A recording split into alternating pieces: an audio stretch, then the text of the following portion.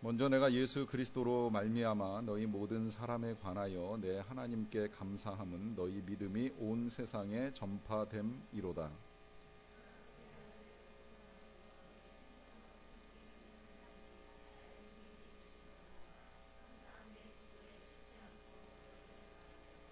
어떻게 하든지 이제 하나님의 뜻 안에서 너희에게로 나아갈 좋은 길 얻기를 구하노라.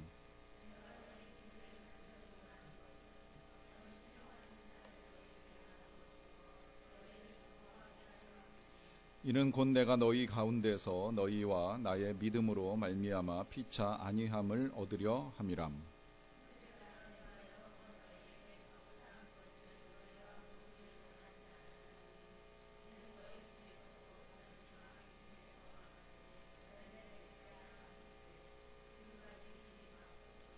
헬라인이나 야만인이나 지혜 있는 자나 어리석은 자에게 다 내가 빚진 자라.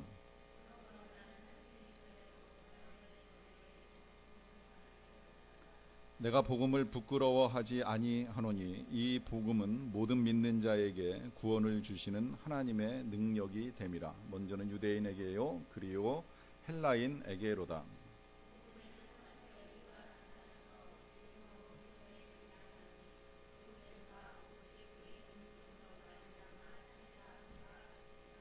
아멘.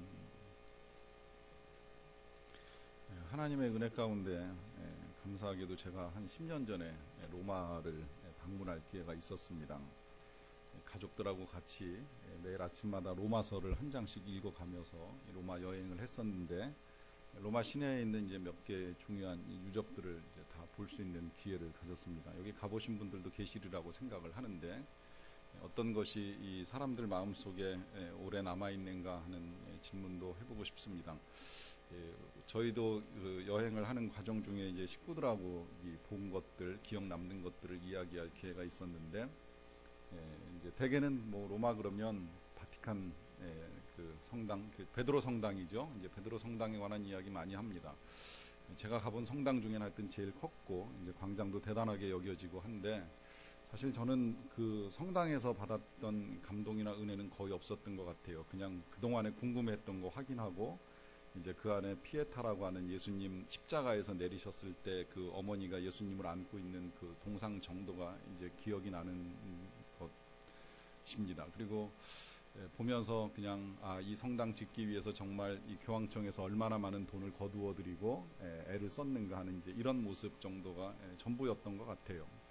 사실 제일 개인적으로 긴 시간 동안 은혜를 받고 감동, 10년이 지난 지금도 잊혀지지 않는 건 콜로세움입니다. 우리 아이들한테 그 콜로세움에 대한 이 느낌은 어떠냐라고 이야기하면 제일 볼 거 없고 지루한 것이라고 이야기합니다. 사실 그런 것이 원형 경기장이고요. 그 경기장은 이제 많이 파손되고 또 불에 탄 흔적도 있고 약간의 그 경기장 모습만 남아 있을 뿐 실상은 뭐 경기장다운 경기장도 아닙니다. 다만 그게 이제 고대 시대에 지어졌고 뭐 거기서 옛날 그 영화 배너에서 나오는 것처럼 마차 경기나 뭐 검투사들의 싸움이 있었다라고 하는 것, 그리고 이제 그 이후에 이제 뭐 여러 가지 일들이 있었다라고 하는 것이 전부인 흔적만 남아 있는 곳인데, 전 개인적으로 뭐 당시에도 그렇고 지금까지도 이제 거기 앉아서 그것을 이제 보던 감격이 있습니다.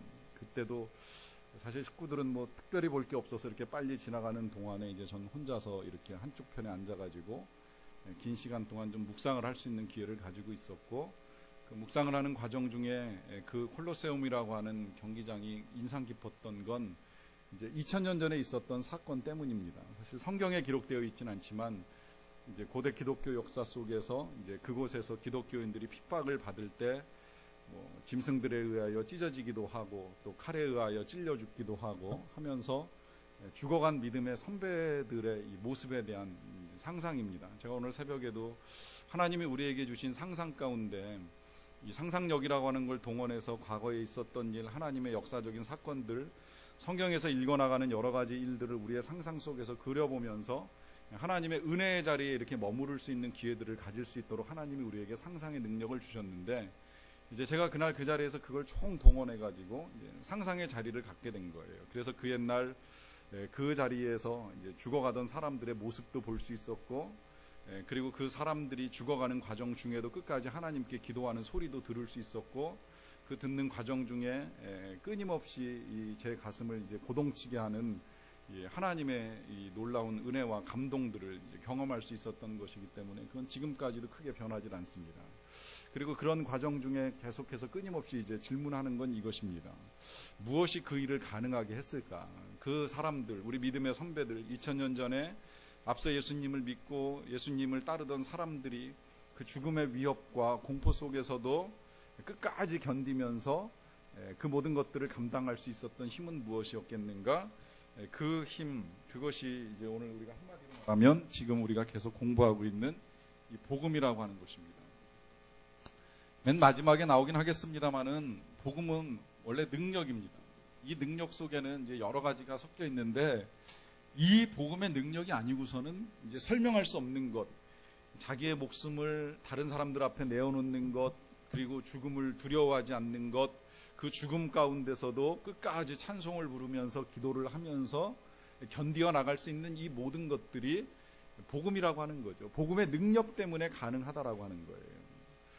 행여 우리가 지금 하나님을 믿는다라고 하는 믿음을 가지고 하루하루를 살아가고 또 신앙생활을 하면서 내 안에 이와 같은 능력이 없는가, 나는 과연 이와 같은 것들을 할 수 있는 능력이 있는가 하는 이 질문 앞에 자신이 없다면, 그래서 우리가 복음을 다시 들어야 된다는 거예요. 이것이 로마서를 시작할 때 제가 여러분들 앞에 우리가 복음을 들어야 된다, 다시 들어야 된다라고 내걸었던 이유이고, 또 그것이 이제 오늘 우리가 이과를 다루면서 이제 다루게 되는 제목입니다.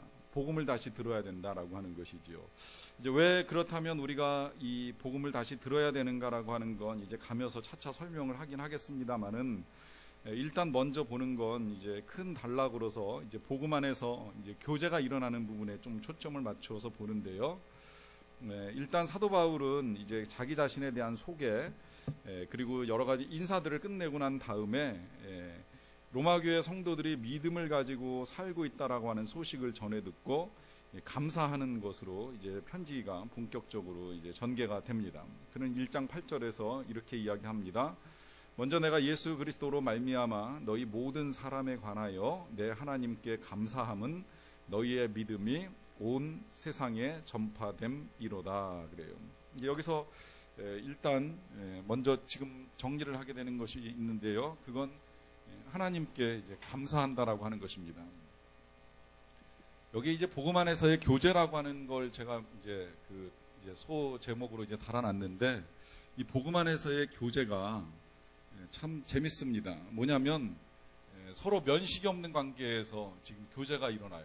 서로 만난 일이 없습니다. 이 로마에 있는 사람들과 사도 바울이 본 적이 없어요. 생전 만난 적이 없습니다. 아직은 로마에 바울이 간 적이 없고 로마에서 복음을 들으러 온 사람과 사도 바울이 만난 적이 없기 때문에 그렇습니다.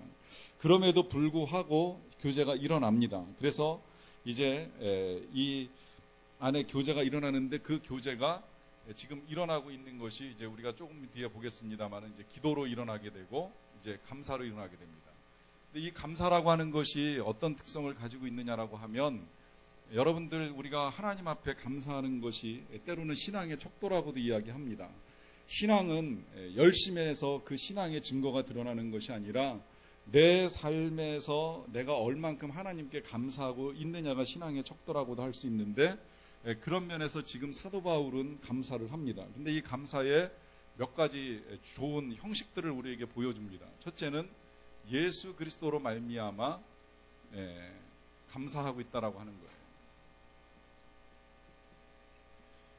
우리가 기도할 때 맨 마지막에 예수 그리스도의 이름으로 기도하는 것을 다 알고 있습니다. 그리고 다들 그렇게 기도를 합니다. 그것은 예수 그리스도로 말미암아 기도를 할 때에 아버지께서 들으신다라고 하는 우리 예수님의 약속 때문입니다. 그래서 우리는 예수 그리스도로 말미암아 주님께 기도를 드리는데, 오늘 여기서 우리가 또 하나 이제 확인하고 가야 될 것은 감사도 예수 그리스도로 말미암아 하나님께 드려질 수 있다라고 하는 거예요.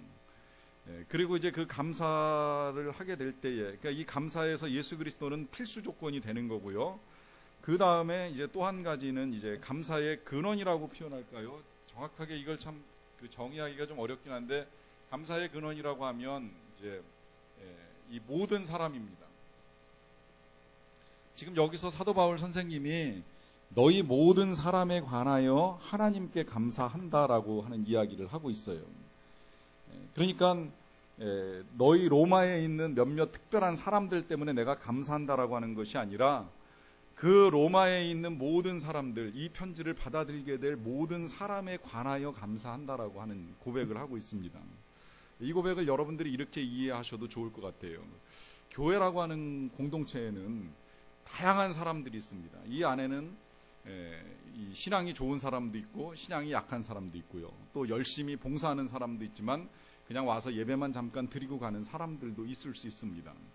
그런데 우리의 감사의 근원에는 어떤 열심 있는 사람이나 아니면 열심히 봉사하는 사람만이 아니라 잠깐 와서 예배를 드리고 가는 사람 혹은 스쳐 지나가는 사람일지라도 하나님께 다 감사할 대상이 된다는 거예요. 왜냐하면 열심인 사람은 우리에게 본을 보여줍니다. 또 열심인 사람의 섬김 가운데에 우리가 신앙생활하는데 여러 가지 도움을 받을 수 있습니다. 반면에 믿음이 연약하고 정말 초보적인 신앙을 가진 사람 아니면 불신자라고 할지라도 우리가 감사할 수 있는 건 그에게 우리가 섬김의 기회를 가질 수 있기 때문입니다.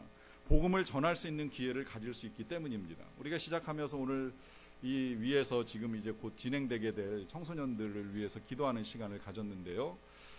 좀 특별한 일이에요. 그 보평고등학교 학생 중에 한 명이 어느 날 찾아와가지고 자기가 전도 집회를 계획하고 있는데 교회를 빌려줄 수 있느냐라고 하는 이제 이런 요청을 한 거예요. 그 일을 위해서 혼자서 뭐 기금을 한 30만 원 정도 만들었고 아이들을 불러다가 하기 위하여서 이제 여러 가지 애를 쓰고 있는데 교회는 공간만 빌려주면 이제 된다 이제 이런 식의 이야기를 하게 된 것입니다. 참 귀하다는 생각이 들어서 이제 여러 가지 검토하고 이제 의논한 끝에 이제 오늘 11시 반부터 공간을 사용하도록 이제 허락을 했어요. 이 일을 통하여서 이제 아이들을 얼마나 오게 될지는 모르겠어요. 그 아이들이 뭐 진짜 초신자일 수도 있고 불신자일 수도 있고 교회를 잘 다니는 친구일 수도 있겠지만 모든 것 자체가 감사할 이유라는 거예요. 교회라고 하는 공간이 복음을 증거하는 일에 사용될 수 있고 불신 영혼이 한 번이라도 교회라고 하는 곳에 발걸음을 디뎌볼 수 있다라고 하는 이 모든 것들, 모든 사람들이 다 감사의 근원이 된다는 거죠. 이제 그러다 보니까 사도 바울이 너희 모든 사람에 관하여 감사한다라고 하는데 이 근원이라고 하는 표현은 사실 하나님께 써야 되는데 이제 여기 근원이라고 하는 표현을 여기서 사용한 이유는 그 대상이 하나님이라는 거예요. 절대 사람한테 감사하지 않습니다. 여기 좀 더 이제 하자라고 한다면 내 하나님께 감사한다라고 하는 고백을 해요. 절대 너희들에게 감사한다, 너희들에게 고맙다 이런 표현을 사용하지 않습니다. 오직 하나님께 감사를 드리고 있습니다. 여러분 그래서 우리가 교회 생활을 할 때 누군가로부터 내가 감사하다라고 하는 고백을 듣지 못한다고 해도 우리가 섭섭하게 생각할 이유는 하나도 없어요. 왜냐하면 진짜 그 사람이 감사해야 될 대상은 내가 아니라 하나님이시기 때문입니다.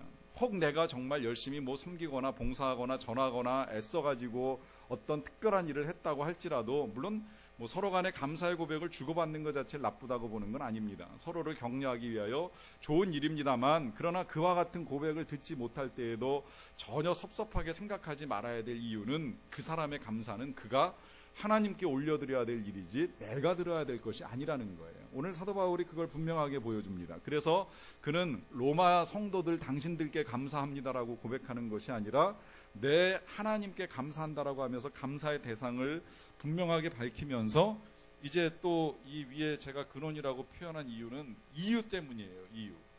그들이 이유가 되지 않는 건 그것은 그 감사의 분명한 이유는 그들의 믿음 때문이라고 하는 것입니다. 성경은 분명히 내 하나님께 감사함은 너희의 믿음이 온 세상에 전파되었기 때문에 감사한다라고 하는 거예요. 사도 바울이 감사하는 이유를 잘 생각을 해보세요. 다른 어떤 것이 아닙니다. 너희들이 나를 위하여 기도해 주는 것 혹은 너희들이 나를 위하여 보내어 준 헌금 뭐 너희들이 나를 위하여 섬겨준 그 어떤 것들로 인하여 감사하는 것이 아니라 너희들의 믿음이 세상에 전파되는 그것으로 인하여서 감사한다라고 하는 고백을 하고 있습니다. 여러분 이 고백을 잘 생각해 보세요. 사도 바울은 결혼을 했다라고 하는 설은 있지만 실제로 자식이 있었는지에 대해서는 정확하게 밝혀지지 않습니다. 그리고 사도 바울은 스스로가 자식같이 생각하는 대상이 각 교회의 성도들입니다. 그래서 내가 믿음으로 너희를 낳았다라고 하는 표현을 사용하기도 하고 또 때로는 내가 아비와 같이 너희들을 양육한다라고 하는 표현을 사용을 합니다. 그렇게 보면 어떤 사람들이든지 간에 어떤 교회 성도들이든지 간에 지금 사도 바울에게 있어서의 모든 성도들은 마치 자식과도 같은 존재들입니다.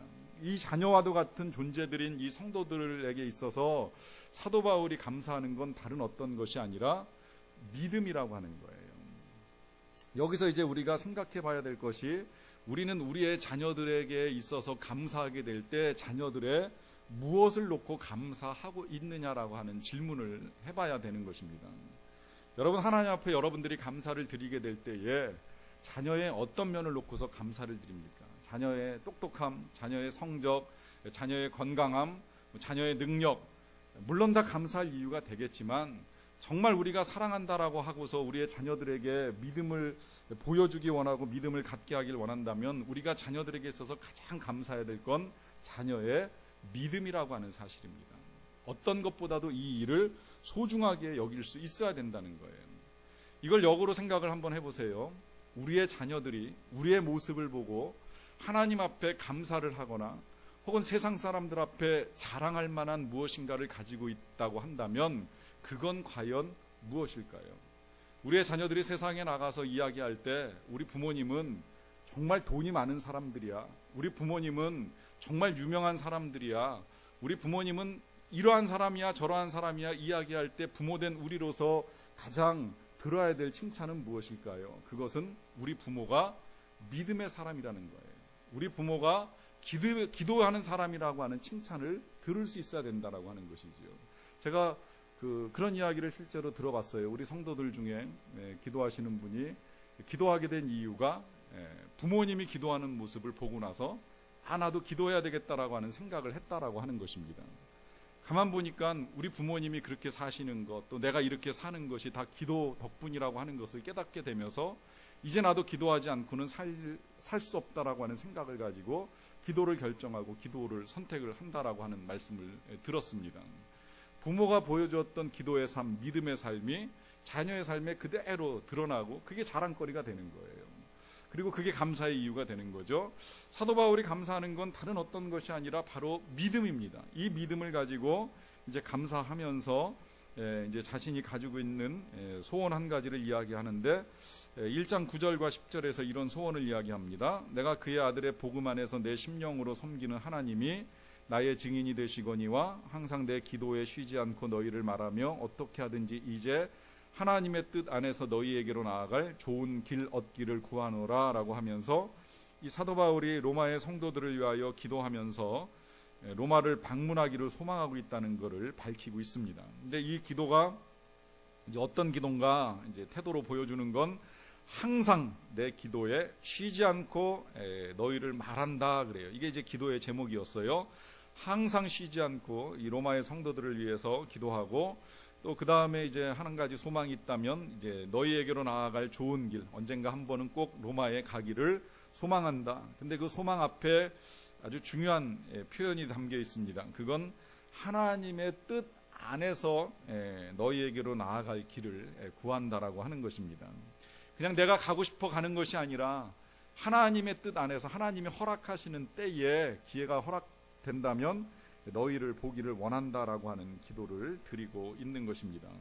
자, 이제 왜 가려고 하느냐라고 하는 이것이 중요한데요. 로마서 1장 11절부터 12절을 보시게 되면 내가 너희 보기를 간절히 원하는 것은 어떤 신령한 은사를 너희에게 나누어 주어 너희를 견고하게 하려 함이니 이는 곧 내가 너희 가운데서 너희와 나의 믿음으로 말미암아 피차 아니함을 얻으려 함이라 그래요. 자, 여기 이제 사도 바울이 로마를 되게 가고 싶어 하는데 가고 싶어 하는 목적이 이제 몇 가지 단어를 통해서 설명이 되어 있습니다. 그저 그냥 단순히 뭐 관광이나 여행, 로마에 진짜 그 당시에 무너지지 아니한 콜로세움이 있으니까 한번 가서 보고 싶다. 그냥 그런 것이 아니라 여기에 이제 이유가 있는데 그 이유를 이제 표현하는 단어가 신령한 은사라고 하는 단어가 있고요. 그 다음에 견고하게 한다라고 하는 단어가 있고, 그 다음에 피차 이제 안위한다라고 하는 단어가 있습니다. 개념 세 가지가 다 중요한데요.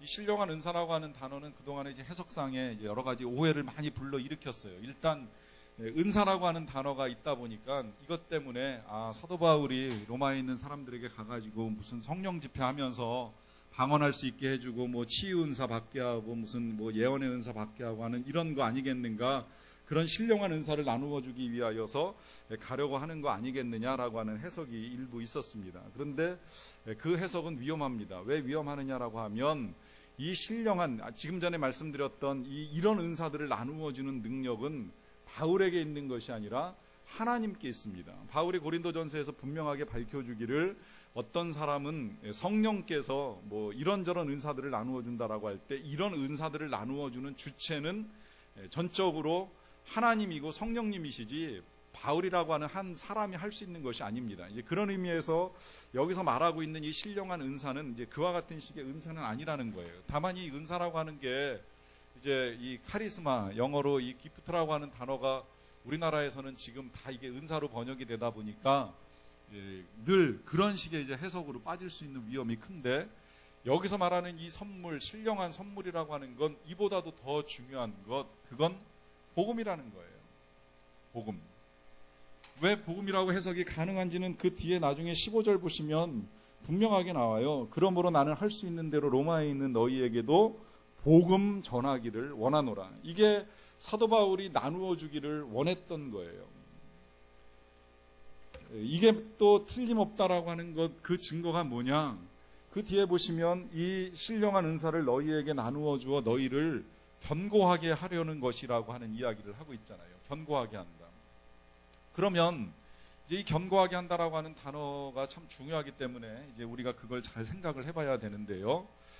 일단 그 은사가 우리를 견고하게 하느냐부터 생각을 해보겠습니다. 물론 은사가 우리를 견고하는 데 사용되는 하나님의 선물인 것만큼은 틀림이 없어요. 작년에 이효신 선교사님이 이제 병을 얻어가지고 귀국하셔서 치료를 시작하실 때 가장 많은 의문을 가진 건 역시 가족들입니다. 가족들이 제일 힘들어합니다. 선교제에 갔었고 선교를 하다가 이제 질병을 얻었을 때 아이들이 굉장히 힘들어했어요. 우리 어머니 아버지가 한참 여기서 편안하게 지낼 수 있고 공부해야 되는 자기들을 데리고 학교도 제대로 구비되어 있지 아니한 요르단 땅까지 가가지고 고생하면서 선교를 시작을 했는데, 뭐 선교가 꽃도 피우기 전에 뜻하지 않은 질병을 얻어가지고 여기 다시 다 들어올 수밖에 없는 이 상황을 아이들이 받아들이는 게 굉장히 힘들었습니다. 그런 상황에 놓여 있을 때 이 아이들을 이제 우리 교회 중고등부 학생들이 그 소망교회에서 하는 연합 캠프에 이제 참여할 때 함께 데리고 갈 수 있게 됐어요. 데리고 가서 이제 그 수련에 참여를 시켰는데, 가는 동안에 목사님이 나누셨던 대화 속에서도 그 아들, 큰아들이 의문을 끝까지 제기했던 건 틀림이 없어요. 이해할 수 없다. 아직도 난 하나님 믿을 수 없고 이해할 수 없다. 왜 하나님이 이렇게 만들어 가시는지를 모르겠다라고 하는 이야기를 분명하게 했었습니다. 그런데 이제 감사하게도 이 아이들이 거기 이 집회에 참석을 했다가 이 성령의 세례를 받고 이제 방언을 할 수 있게 됐어요. 그래가지고 내적인 증거를 갖게 된 겁니다. 일단 내가 경험해보지 못한 이 언어를 이제 직접 하는 일들을 해보면서 방언이라고 하는 이 신령한 은사를 받으면서 하나님의 살아계심에 대한 1차적인 증거를 본인들이 직접 이제 경험을 하게 된 거예요. 이제 그럴 때 믿음이 연약한 자를 견고하게 세워주는 데 있어서 이 은사의 활용 자체를 부정할 수 없다는 거죠. 실제 이제 방언 자체가 다 해야 될 것도 아니고 꼭 필요한 건 아니지만 한 번쯤 해보면 하나님의 실제에 대한 이제 감격과 감동을 일시간 가질 수는 있다는 거예요. 그런데 이것이 영원히 사람들의 믿음을 견고하게 붙들어주지는 못한다라고 하는 것입니다. 왜냐하면 은사라고 하는 건 있다가도 사용이 안 되면 우리에게서 이제 소멸되는 일들이 일어날 수도 있기 때문이라는 거예요. 그리고 또 하나는 이 은사를 받은 성도들 간에도 얼마든지 다툼과 분쟁이 일어납니다. 고린도서가 쓰여진 근원적인 이유는 거기에 있었어요. 사람들이 여러 가지 은사들을 받으면서 네 은사가 낫냐 내 은사가 낫냐 계속 분쟁과 다툼을 벌이니까 은사가 그들을 세워주지 못하는 거예요. 아니 오히려 은사가 교회를 힘들게 합니다. 그러다 보니까 사도 바울이 다 아니다, 진짜 필요한 은사는 사랑이다라고 하면서 더욱 큰 은사, 사랑을 사모하라고 이제 부탁할 정도로 은사가 사람을 견고하게 하지 못합니다. 그럼 무엇이 사람을 견고하게 하느냐? 이것 또한 복음이라고 하는 거예요. 그러니까 사도 바울이 로마에 찾아가서 로마의 성도들을 만나기 원했던 건 이 복음을 나눠주기 원했던 것입니다. 그렇다면 왜 사도 바울은 여기서 또 하나 이 로마의 사람들에게 복음을 다시 나누어 주기를 원했는가? 여러분, 이 복음을 우리가 다시 들어야 된다라고 하는 말을 하는 이유가 있습니다. 그것은 이 복음이라고 하는 것이 제대로 들으면 처음 들을 때는 분명히 감격이 있습니다. 그리고 감동이 있습니다. 하나님께서 나를 사랑하신다라고 하는 이 복음을 듣는 일은 정말 우리를 가슴 뛰게 하는 일이고 그 감격 때문에 눈물을 흘리고 어쩔 줄을 몰라 합니다. 제가 처음 복음을 들었던 건 중학교 3학년 때인데 수련회 가서 이제 저는 그때 처음으로 하나님이 세상을 만드시고 출애굽의 역사를 이루시고 그리고 마지막에 이제 우리를 구원하셨다라고 하는 것, 지금도 명백하게 기억해요. 그때 수련회의 주제는 힘써 여호와를 알자라고 하는 호세아서 6장 3절 말씀이 주제였었고, 첫날 배웠던 말씀은 창조하시는 하나님, 그다음에 둘째 날 배웠던 말씀은 출애굽기에서 이제 그 이스라엘을 구원하신 하나님이고, 마지막 셋째 날은 예수 그리스도를 통해서 우리의 구원을 이루신 하나님. 3일 동안의 공부와 말씀을 통해서 세 가지가 이제 분명하게 정리가 되고, 그 말씀들 속에서 하나님이 그냥 개인적으로 정말 나를 얼마나 사랑하시기에 그 일을 이루셨는가라고 하는 감격을 가지게 됐어요. 그게 이제 제가 그때 이제 그 하나님을 믿기로 결단을 한 결정적인 이유가 됐고, 그때 이후로 뭐 교회를 빠져본 적은 없어요. 신앙생활을 엉망으로 해본 적은 많지만 교회를 빠져본 적 없이 그냥 이제 신앙생활을 꾸준히 할 수 있는 계기가 되었습니다. 복음은 그런 감동도 있었고 능력도 있었다는 거예요. 그런데 문제는 시간이 지나가면서 이 복음에 대한 감동과 감격이 사라진다는 거죠. 그걸 개인적으로 잃어버리는 사람들도 있고요. 심지어 교회가 공동체적으로 잃어버리는 일도 있습니다. 많은 교회들이 처음에 교회가 세워질 때는 감격이 있어요. 교회를 세우면서 같이 기도하고 헌신하고 봉사하고 전도하고 하는 이 일들을 통해서 은혜를 경험하고 그 은혜 속에 감격과 감동이 있습니다. 그런데 교회들이 30년, 40년 세월이 흐르고 나면, 특히 우리나라 교회들 50년 이상 된 교회 중에 이 복음의 감격을 끝까지 붙들고 가는 교회가 없습니다. 그리고 교회를 오래 다니면 다닐수록 그 은혜와 감격들은 다 잊어버리고 교회에서 기득권을 가지기 위해서 싸우고, 또 기득권을 가지고 있으면 그것을 휘두르기 위해서 싸우고, 그것을 휘두르다가 마음대로 안 되면 분쟁과 다툼을 일으키면서 갈라지고 깨지고 하는 이런 일들이 수없이 일어나는 걸 보면서 복음의 감격들을 잃어버리는 일들이 얼마든지 일어날 수 있다라고 하는 거죠. 바울은 그것을 걱정하고 있었을지도 몰라요. 지금 시기적으로는 이제 뭐 AD 한 이제 60년쯤 다 돼가는 이 시대에 로마의 교회가 세워졌다면 한 20년, 30년 세월이 흘렀습니다. 이 세워진 교회가 과연 지금 정말 견고하게 잘 서 있는지, 혹시 유대인들과 헬라인들 사이에 다툼은 없는지, 서로 교리적으로 이 복음의 내용들을 충분하게 잘 알고 있는지에 대한 염려가 있다 보니까 그들에게 복음을 잘 가르쳐 주어야 되겠다라고 하는 생각을 가지고 이제 가서 너희에게 이 신령한 복음을 나누어 주어서 너희를 견고하게 세워주고 싶다라고 하는 자신의 소망을 이야기합니다. 근데 이것을 그들만을 위하여서 마치 자신이 우월한 지위에서 전하는 것이 아니라 뭐라고 이야기하냐면, 이는 곧 그 이제 1장 12절이 되는데요. 이는 곧 내가 너희 가운데서 너희와 나의 믿음으로 말미암아 피차 아니함을 얻으려 함이라라고 하는 이야기를 하고 있습니다. 이 아니라고 하는 단어를 이제 제가 위로라고도 해석을 하긴 했습니다만, 위로라고 해석을 하셔도 되고 용기라고 해석을 해도 돼요. 상관없습니다. 지금 중요한 건 뭐냐면 이 용기나 위로가 피차에게 필요하다라고 하는 거예요. 사도 바울은 절대 내가 이런 신령한 은사를 나누어 주고 견고하게 해서 너희들을 위로하고 너희들에게 용기를 주려는 것이라고 이야기하지 않고 그 앞에 피차라고 하는 단어를 사용을 합니다. 너희들도 나도 용기가 필요하기 때문이다. 너희들도 나도 다 위로가 필요하기 때문이다. 왜 그럴까요? 로마에 있는 성도들만 복음을 듣는 일이 필요할까요? 아니에요. 전하는 바울에게도 필요하다는 거예요. 그리고 이 복음의 능력이라고 하는 건 이제 여기서도 나타나는 것인데, 전할 때에 듣는 사람들의 반응과 결단과 순종을 통하여서 전하는 자는 또 다른 힘을 얻습니다. 사실 생각해보면 당시에 사도 바울이 로마까지 가지 못한 여러 가지 이유들 가운데 한 가지는 여행 자체가 너무 힘듭니다. 거리가 멀고 비용도 많이 들어요. 이제 여러 가지 이유 가운데 이제 한 가지가 그 이유가 될 수 있는데, 만약에 그렇게 생각을 하고 갔다고 가정을 해봅시다. 가가지고 전할 때에 그들이 듣는 둥 마는 둥 하고 아무런 감동도 없고 변화도 안 일어나고 하면 얼마나 힘들겠어요. 그런데 그렇게 힘겹게 갔다고 할지라도 듣는 쪽에서 어떤 리액션이 나오게 될 때에 그로 말미암아 전하는 사람 쪽에서도 똑같은 감동과 용기를 얻게 되는 거죠. 솔직히 말씀드리면 제가 이번에 키르기즈스탄에 갔을 때가 그랬습니다. 신학교 강의를 하러 준비해가지고 갈 때 비행기 3번 타고 간다고 말씀드렸죠. 3번 타고 이제 가서 강의를 하는데, 강의를 들은 학생은 6명의 신학생이에요. 6명이에요. 그 6명 중에 이제 4명은 또 이제 50대 전후의 이제 아주머니들이시고, 이제 2명이, 한 명은 20대, 한 명은 30대 초반입니다.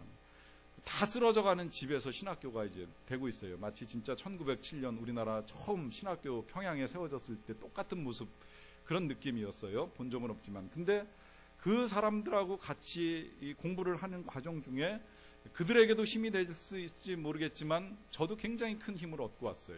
이 모슬렘 땅에 하나님의 말씀을 믿는 사람들, 또 그것을 전하기 위하여 신학을 공부하는 사람들이 있다는 그 자체가 저에게 큰 안위를 주는 겁니다. 용기를 주는 거예요. 정말 목회를 열심히 해야 되겠다. 더 열심히 해서 이들을 도울 수 있는 길도 찾아가 보고, 또 이와 같은 일들에 대한 기회를 하나님이 열어주신다라고 하면 계속 해야 될 것이라고 하는 생각을 가지면서 듣는 그들도 힘을 얻고 전하는 저에게도 힘이 되는 그런 시간을 갖게 되는 거지요. 지금 사도 바울이 꿈꾸는 건 바로 그런 거였어요. 그런데 문제는 뭐냐면 이것이 이제 막힙니다. 로마서 1장 13절에 보시게 되면, 형제들아 내가 여러 번 너희에게 가고자 한 것을 너희가 모르기를 원하지 아니하노니 이는 너희 중에서도 다른 이방인 중에서와 같이 열매를 맺게 하려 함이로되 지금까지 길이 막혔도다 그래요. 일단 이렇게 가기를 소망하는 일의 궁극적인 목표는 열매라고 하는 표현을 사용을 하고 있습니다. 열매. 중요한 건 항상 열매라고 하는 거죠. 왜 로마를 가고 싶어 하느냐, 왜 로마의 성도들을 만나고 싶어 하느냐라고 했을 때 그 일은 궁극적으로는 열매라고 하는 것인데, 그런데 일단 열매라고 해놓고 나서 우리가 거기서 조금 더 봐야 될 거, 하나 더 풀어야 될 문제는 뭐냐면, 그렇게 소망했는데 지금까지 길이 막혔다라고 하는 거예요. 이게 이제 지금 이제 풀어야 될 우리 삶의 이제 여러 가지 난제들 중에 한 가지입니다. 자, 길이 막혀요. 사도 바울의 생각은 좋았어요. 로마에 가고자 하고 가서 복음을 전하고 전해서 그들을 견고하게 하고자 하는 이 생각은 정말 좋은 생각들이잖아요. 그런데 길이 막힙니다.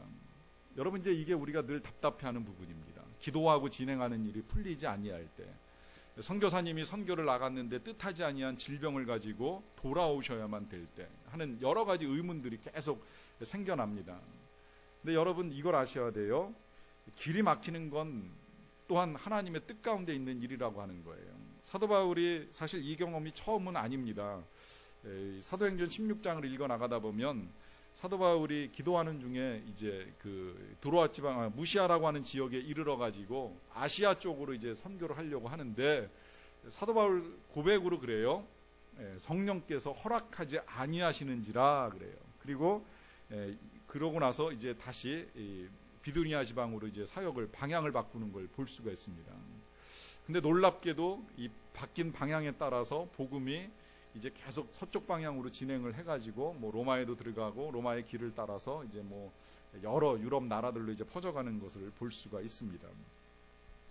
그런 면에서 일단 이 문제에 대한 우리의 답은 길이 막힐지라도 하나님의 계획이 좌절된 것은 아니라고 하는 사실입니다.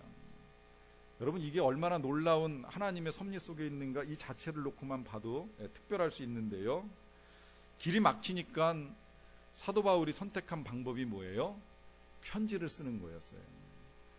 가서 전하면 좋겠는데 전할 수가 없으니까 편지라도 써야 되겠다라고 하고서 편지를 씁니다. 그 편지가 오늘 우리가 읽고 있는 이 위대한 복음, 우리가 다시 들어야 될 복음, 로마서가 되는 겁니다. 만약에 길이 열렸다면 어떻게 됐을까요?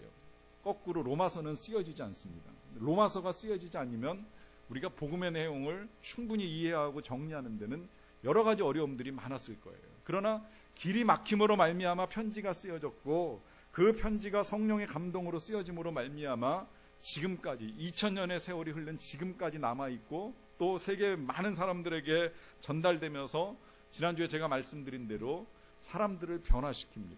사람들을 회심시키고 사람들을 바꾸는 놀라운 능력의 복음이 만들어지게 된 거예요.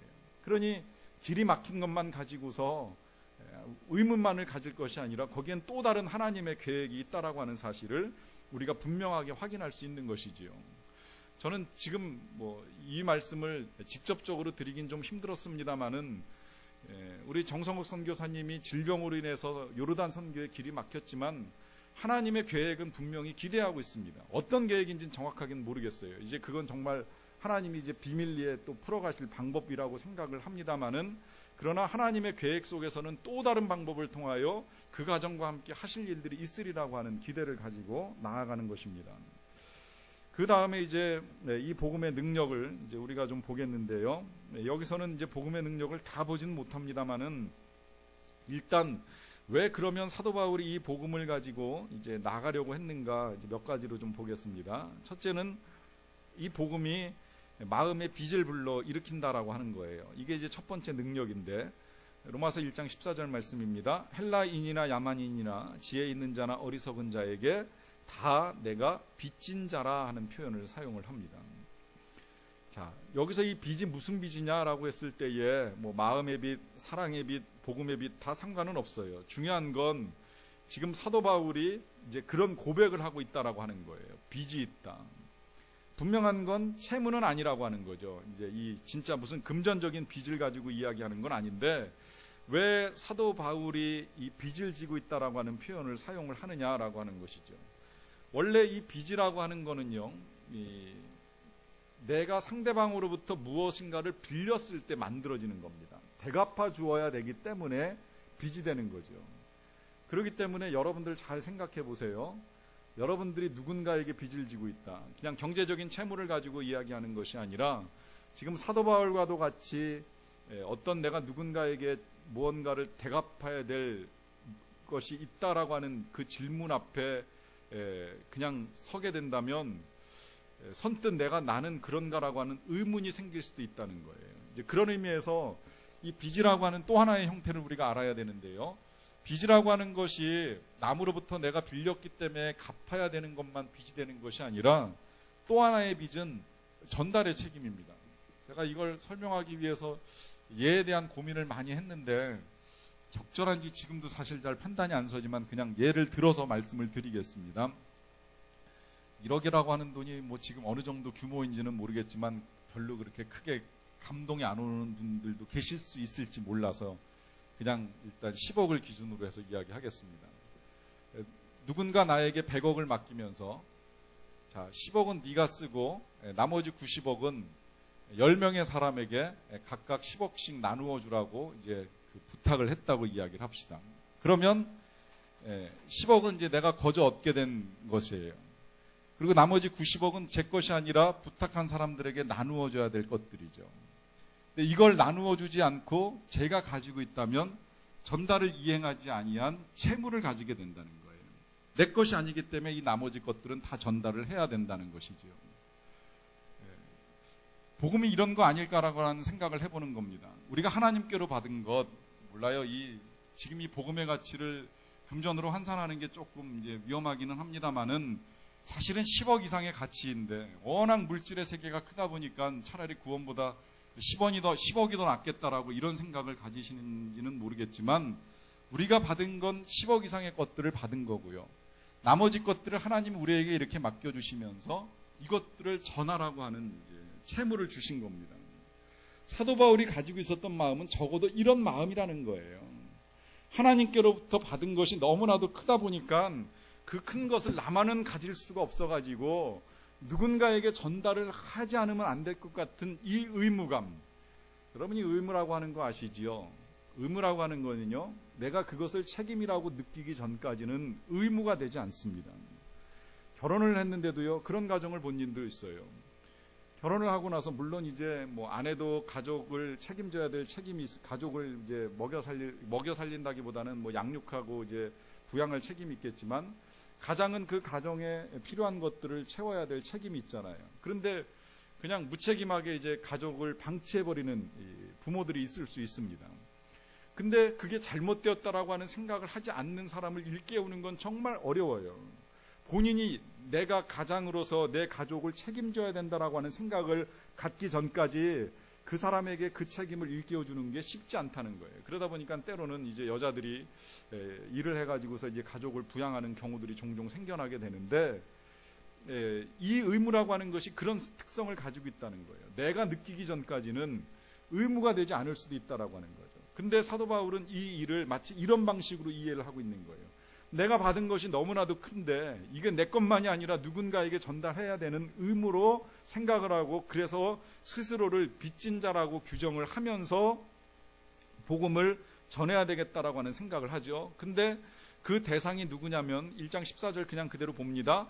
헬라인이나 야만인이나 지혜 있는 자나 어리석은 자 다 예외가 없다라고 하는 거예요. 이 자체가 또한 복음의 능력입니다. 복음의 능력이라고 하는 건 대상에 있어서 예외가 없다라고 하는 거예요. 부자라고 복음이 불필요하고 가난한 사람만 필요하다, 못 배운 사람만 필요하고 많이 배운 사람에게는 복음이 필요 없다, 또 병자에겐 필요하지만 건강한 사람에게는 불필요하다, 절대 그렇게 말할 수 없지요. 이 복음의 보편성이 어느 정도냐면, 여기서는 지금 뭐 헬라인, 야만인, 유대인 뭐 이렇게 표현합니다마는 훌륭하고 존경스러운 인물에게도 복음은 필요하고요, 포악하고 비열한 죄인에게도 복음은 필요합니다. 모든 사람에게 복음이 필요하다라고 하는 이 사실 자체가 복음의 능력을 거꾸로 우리에게 반증해주고 있다는 거예요. 그리고 이제 복음의 또 하나의 능력은 전하고자 하는 열망을 불러일으킵니다. 그래서 이 바울이 15절에서 이렇게 고백합니다. 그러므로 나는 할 수 있는 대로 로마에 있는 너희에게도 복음 전하기를 원하노라 라고 하면서 자신이 복음을 전하고자 하는 열망을 가지고 있다라고 하는 걸 분명하게 이제 밝히고 있어요. 이 열망이 어떻게 생겼냐? 복음 그 자체의 능력이 이것을 전하고 싶은 열망을 불러일으키게 된다라고 하는 것이지요. 그러면 왜 그러한 열망을 갖느냐? 이제 그 또한 이유가 16절에는 이렇게 설명되어 있습니다. 내가 복음을 부끄러워하지 아니하노니 이 복음은 모든 믿는 자에게 구원을 주시는 하나님의 능력이 됩니다. 먼저는 유대인에게요, 그리고 헬라인에게로다 그래요. 자, 여기서 사도 바울이 복음을 부끄러워하지 아니한다라고 이제 하는 고백을 하고 있는데요. 그 이유가 뭐냐라고 하면 이 복음이 모든 믿는 자에게 구원을 주시는 하나님의 능력이 되기 때문이라고 하는 것입니다. 아무래도 오늘 여기까지 해야 될 것 같아요. 이 부분의 설명이 아직도 긴데 이 시간에 계속 이어나가면 충분히 설명을 하지 못하고 가야 되는 문제가 좀 있어서 일단 이 부분을 여기서 좀 잘라고 다음 주에 좀 더 이제 부연해서 설명을 하도록 하고요. 정리하는 건 이 복음이 이제 그만한 능력을 가지고 있기 때문에 전달하길 원했고, 또 그것을 들음으로 말미암아 모든 성도들이 견고하게 서기를 원했고, 또 그래서 들은 자들도 또 전하는 자도 용기와 위로를 얻기를 원하셨다라고 하는 것입니다. 같이 잠깐 찬양하고 기도하고 마치도록 하겠습니다.